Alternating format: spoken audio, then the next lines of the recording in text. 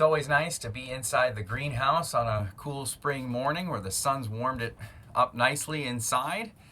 What we're going to be doing today is actually building our new garden. So let's take a look and get started. So this area here is going to be our new garden. You could see I have already put in fence posts, and I've actually run just poultry wire fencing from the other side of that gate, that tall wooden post there. I've run it all the way around these sides up to here. This space right here, this opening, is my entryway for getting the tractor in and out right now. I've got wood chips all around the perimeter here, and then outside and kind of just coming a few inches inside the post, I actually have laid down some weed block landscape fabric as well to prevent weeds from growing up in there. And what we're working on now is preparing this inner area to be the garden. We're actually trying something totally new to me, in that this garden's going to be set up no dig. In other words, I'm not going to rototill it, not going to plow it.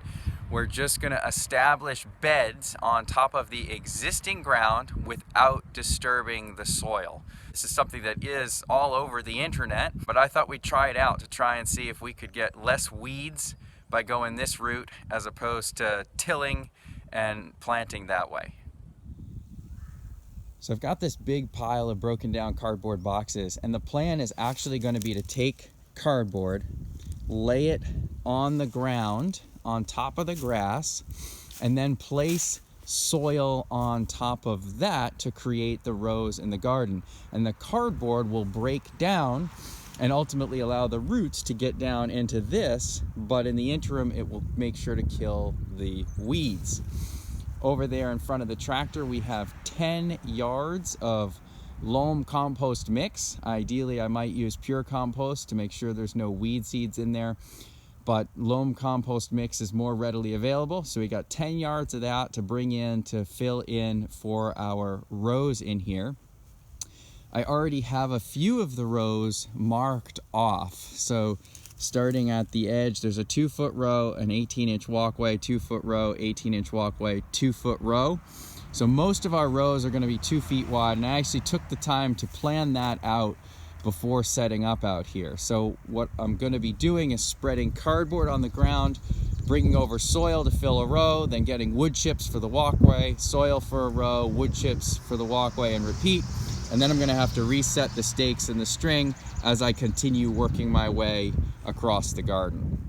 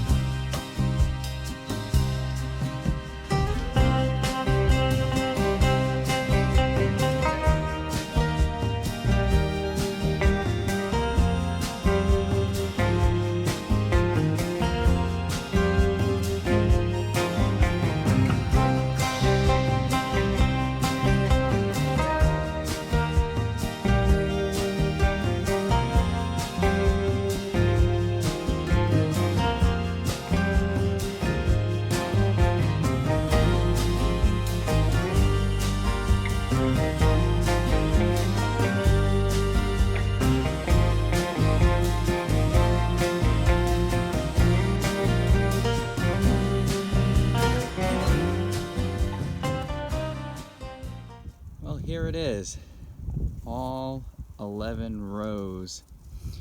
Ended up running out of cardboard here for this last one, but I think that the loam and the wood chips will be thick enough that it'll prevent anything from growing. That was a little unfortunate, but we came really close, so just about the right amount of cardboard to do this. And I also got the right amount of loam. You can see there's just a bit left over there.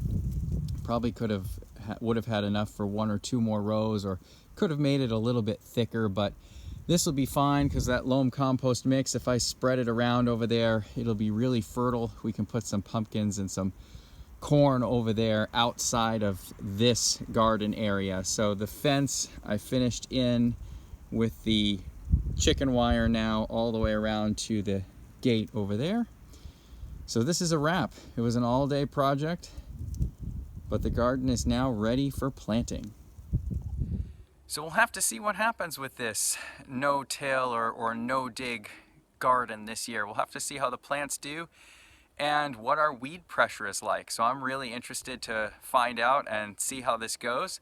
And then in future years, all we'll need to do is spread a little bit more compost or some fresh soil on top, and we'll be ready to plant again year after year without rototilling. And we'll always have those wood chips down as walkways between the rows.